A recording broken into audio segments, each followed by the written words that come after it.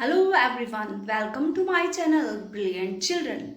This is your 6th class new social science textbook Exploring Society India and Beyond Chapter 7 India's Culture Roots video part 3.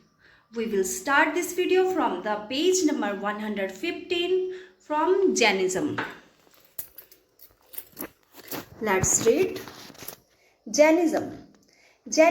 Jainism is another important school of thought that became widespread at the same time, although its roots are said to be much more ancient.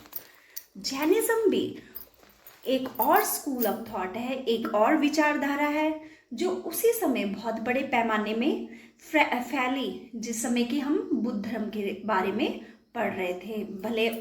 भले ही इसकी जो जड़ें हैं ज़्यादा पुरानी हैं, प्राचीन हैं।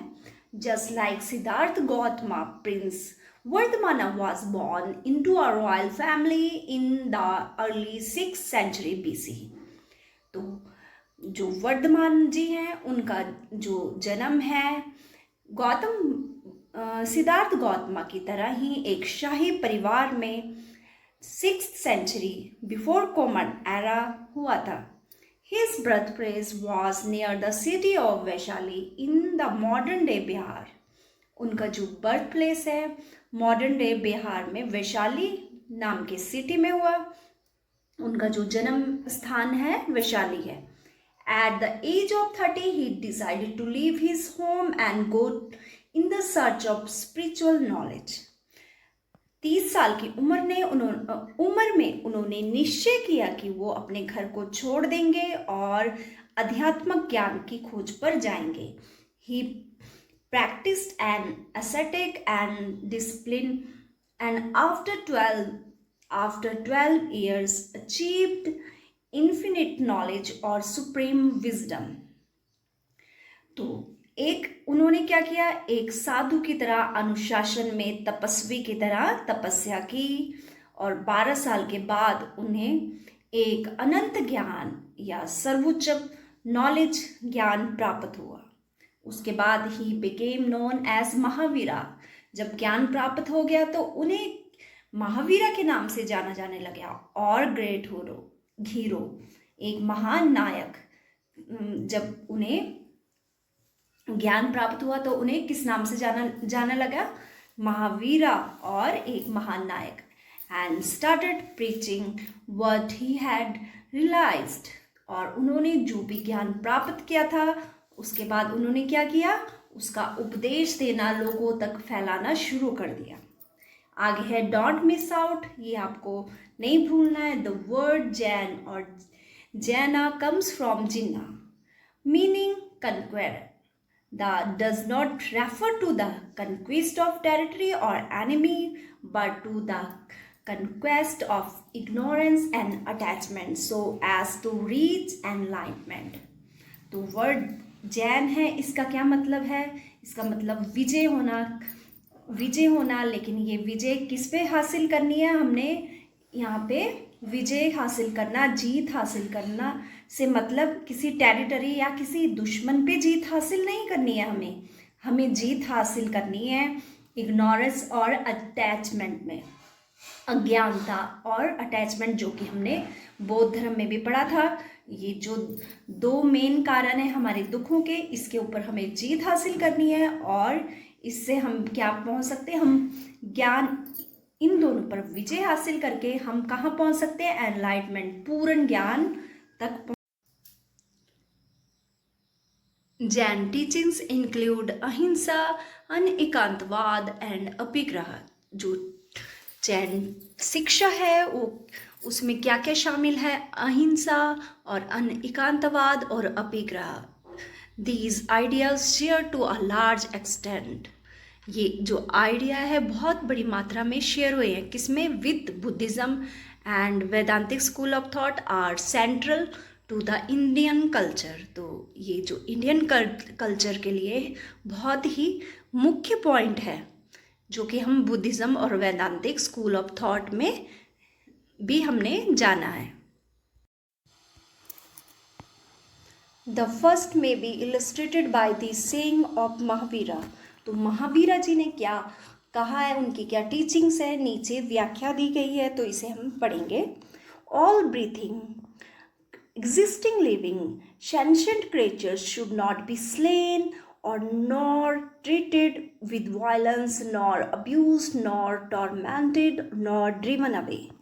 तो जितने भी जीव हैं जो सांस ले रहे हैं इस पृथ्वी में मौजूद है, जिनकी मौजूदगी है इस पृथ्वी में, और जो जीव संवेदनशील है उन्हें मारा ना जाए, उन्हें उनके साथ हिंसा ना की जाए, उन्हें गाली ना दी जाए, उन्हें सताया ना जाए, और वो जहाँ पर रह रहे हैं उन्हें वहाँ से भगाया ना जाए। तो जब हम इन सब बातों का पालन करेंगे तो हम जैनिज्म की जो टीचिंग्स है उनका पालन करेंगे। Let us define the last two simple term. तो जो लास्ट टू सिंपल टर्म है, एकांतवाद meaning not just one aspect of perspective, that is truth has many aspects and cannot be fully described by any single statement। तो जैन धर्म के अनुसार कोई भी एकल कथन मतलब एक कथन है जो परम सत्य का वर्णन नहीं कर सकता, उस परमात्मा का है जो वर्णन नहीं कर सकता, सिर्फ एक कथन। और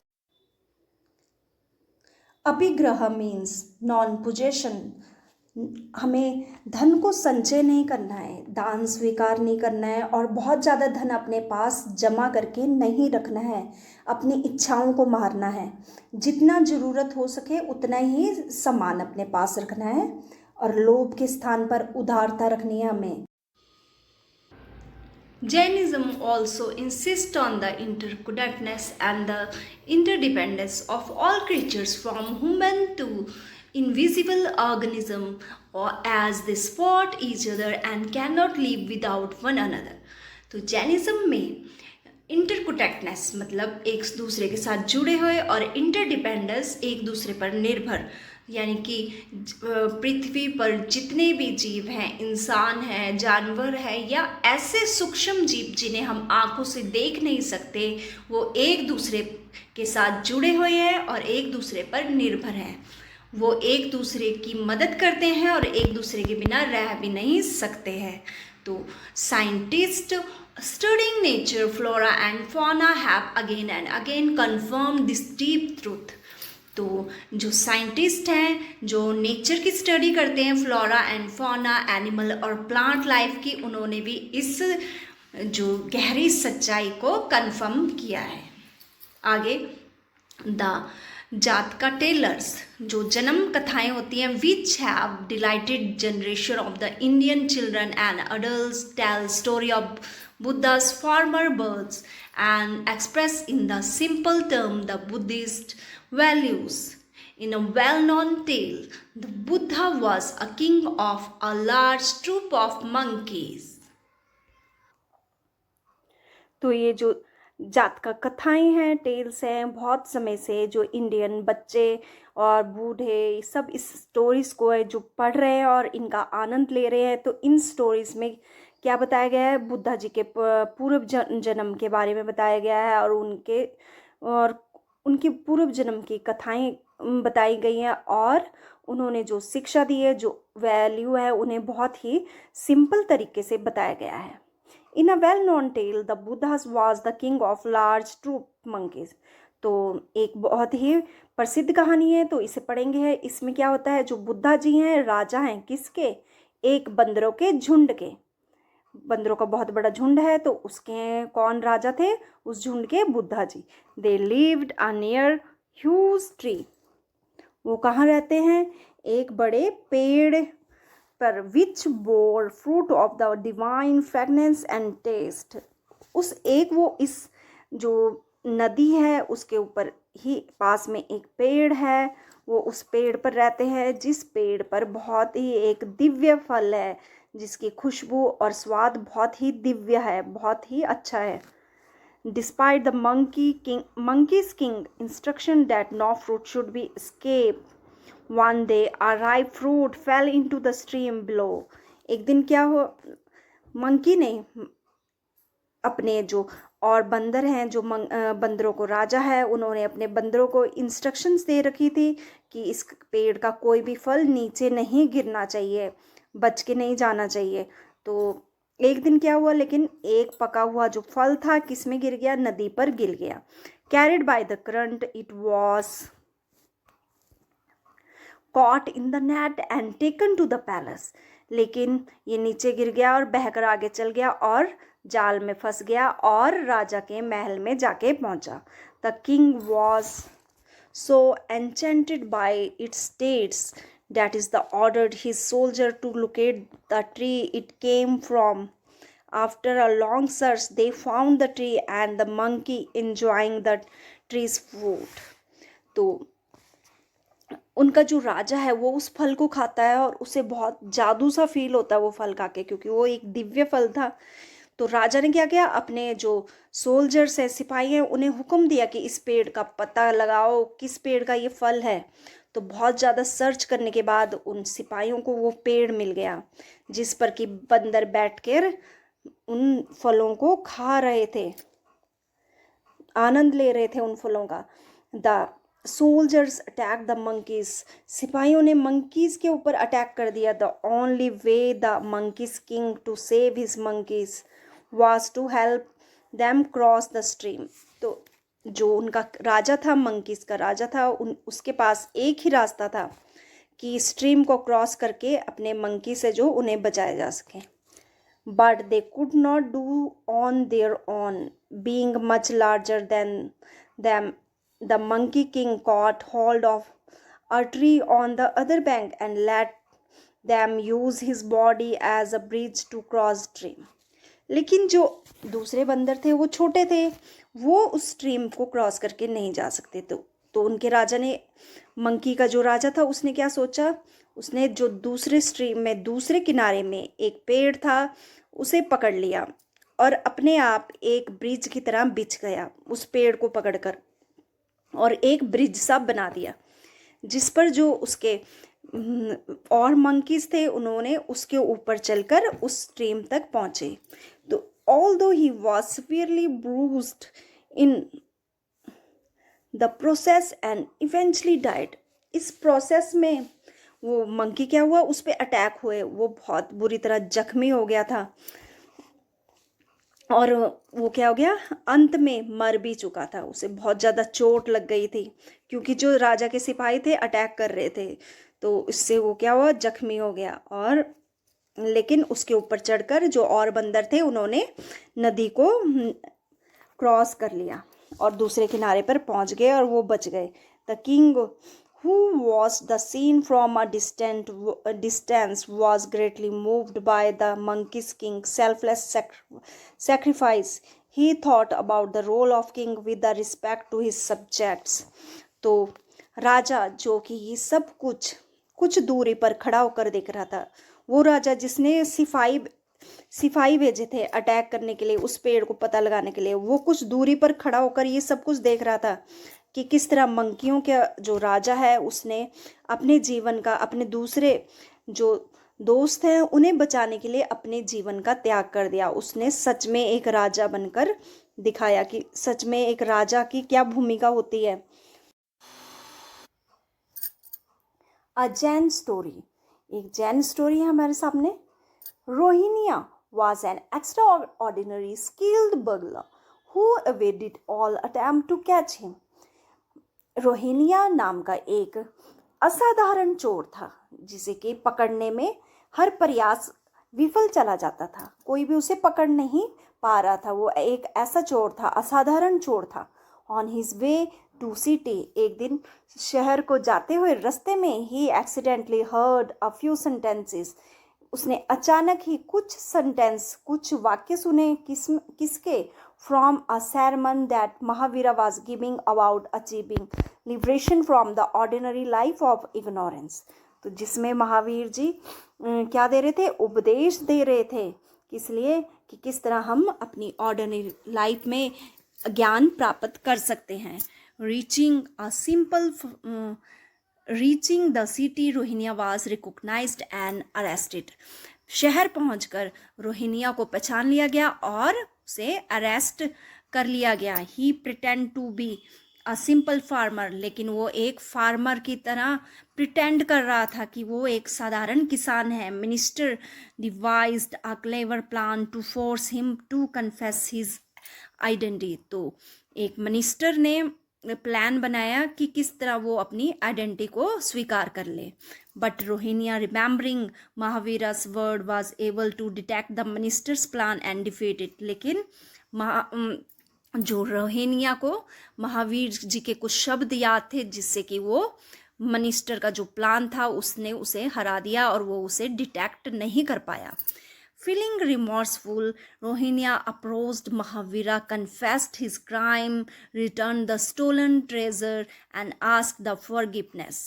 लेकिन उसे अपनी आत्मा गिलानी हुई, जिससे उसने क्या किया, महावीरा के सामने अपने सारे जो दोष हैं उन्हें कन्फेस, जो उसने गुनाह किए थे कबूल कर लिए और सारा चुराया हुआ खजाना भी वापस कर दिया और माफ़ी मांगी। ही बिकेम अ मॉन्क, वो भिक्षु बन गया और realised the illusion he was living in the foxton, acquiring higher knowledge। और उसके बाद उसने क्या किया, एक ऐसा भिक्षु की तरह जीवन व्यापन किया और ज्ञान प्राप्त करने में अपनी ज़िंदगी को आगे लगाया। The story illustrate the importance of right action and right thinking.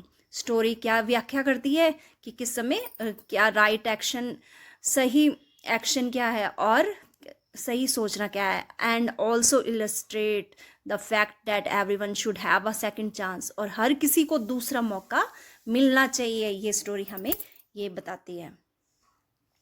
Let's explore, तो आपको एक्सप्लोर करना है। ये पिक है जो आपने पिक में क्या देख रहे हैं, आपको ये एक्सप्लोर करना है। Observe the our panel from Jain temple in new Delhi. What is the striking about it, what message does it carry. तो हम क्या देख रहे हैं कि हम देख रहे हैं कि जो शेर है और गाय है एक ही बर्तन पे खाना खा रहे हैं, चारा खा रहे हैं, और जो गाय का बच्चा है वो शेरनी का दूध पी रहा है और जो शेरनी का बच्चा है गाय का दूध पी रही है।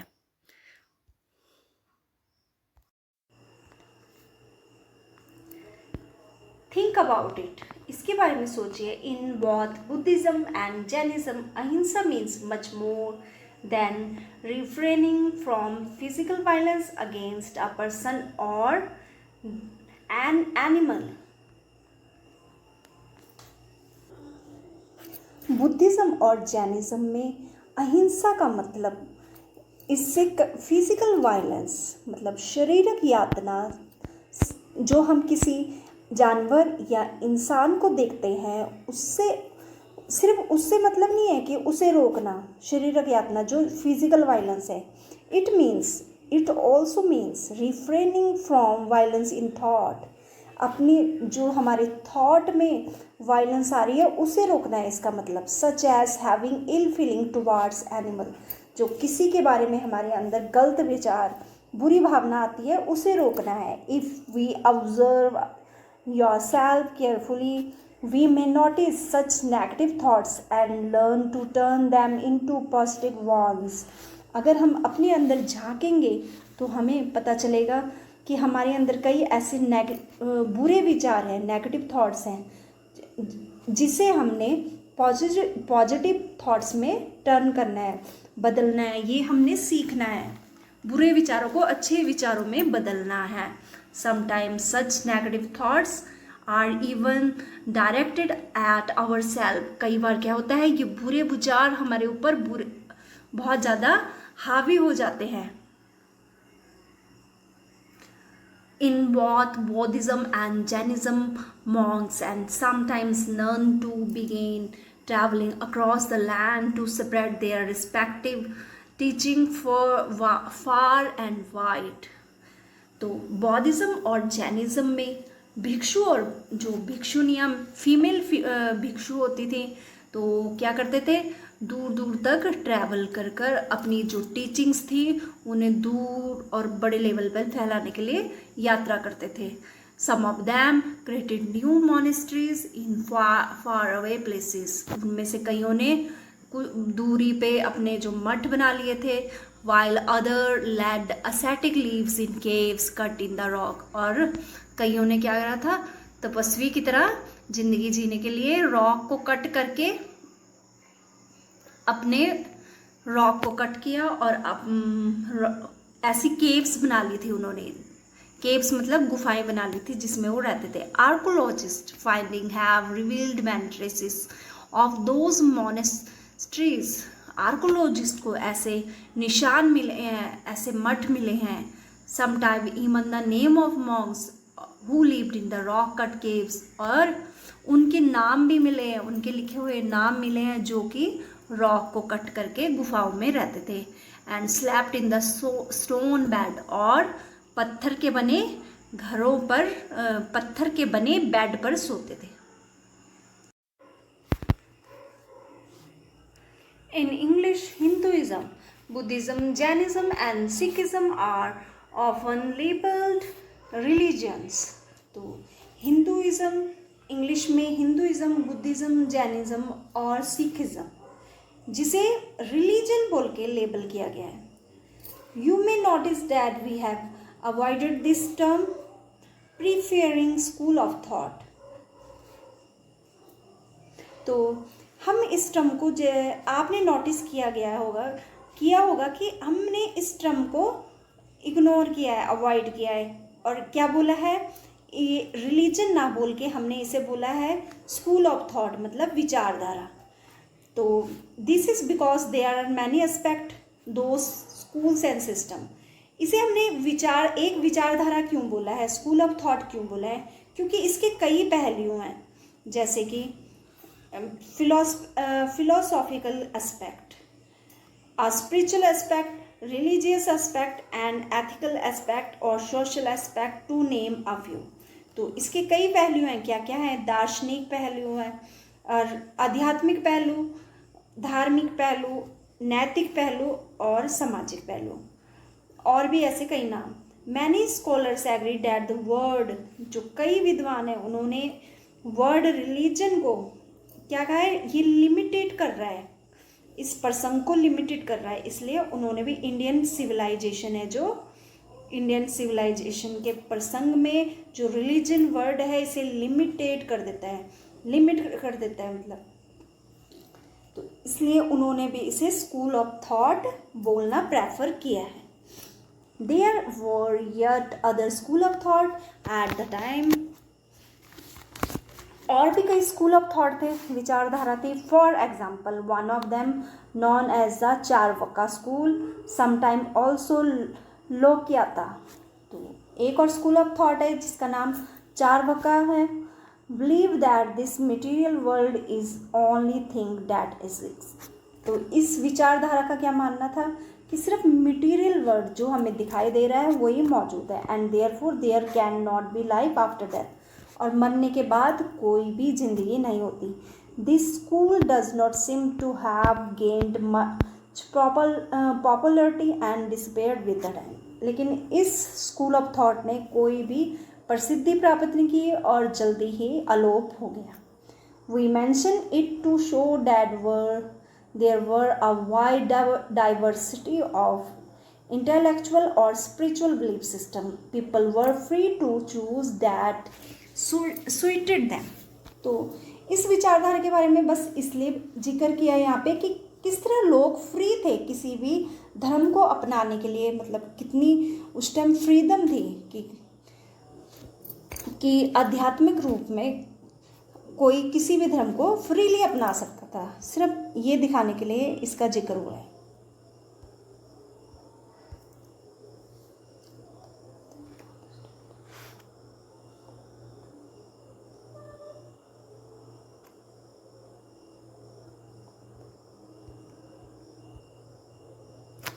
Although the Vedic, Buddhist and school had important difference, they also shared some common concepts such as dharma, karma, rebirth, search for an end to the suffering, and ignorance, and many important values.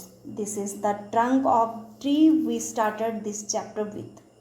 तो भले ही वैदिक, Buddhist और जैन ये जो विचारधारा आई थी इनमें भले ही कई डिफरेंसेस थे, लेकिन फिर भी इनमें कई अवधारणा एक जैसी थी, जैसे धर्म, कर्म, पुनर्जन्म और